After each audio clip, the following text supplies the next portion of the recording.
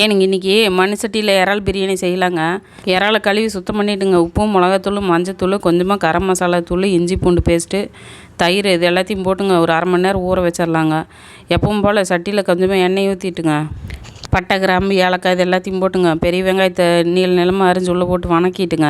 2 பச்சை மிளகா கொஞ்சமாக இஞ்சி பூண்டு பேஸ்ட்டு ஒரு 2 தக்காளிங்க கொஞ்சமாக புதினா கொத்தமல்லி எல்லாத்தையும் போட்டு ஒரு 4 திருப்பிட்டுங்க.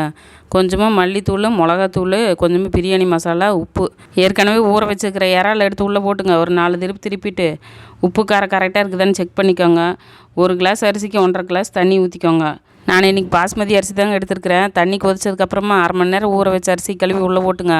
மூடி போட்டு விட்டுங்க. முக்கால்வாசி வெந்ததுக்கப்புறமா வேணும்னா கலர் பொடி இருந்ததுன்னா கரைச்சி மேலால் ஊற்றிடுங்க. அப்புறம் கொஞ்சமாக கொத்தமல்லி தழை போட்டுட்டுங்க. 1 ஸ்பூன் நெய் ஊற்றிட்டு சிம்மில் ஒரு 10 நிமிஷம் வச்சு ஆஃப் பண்ணிவிட்டுங்க. 20 நிமிஷம் கழித்து ஓப்பன் பண்ணிங்கன்னா சூப்பரான இறால் பிரியாணி ரெடிங்க.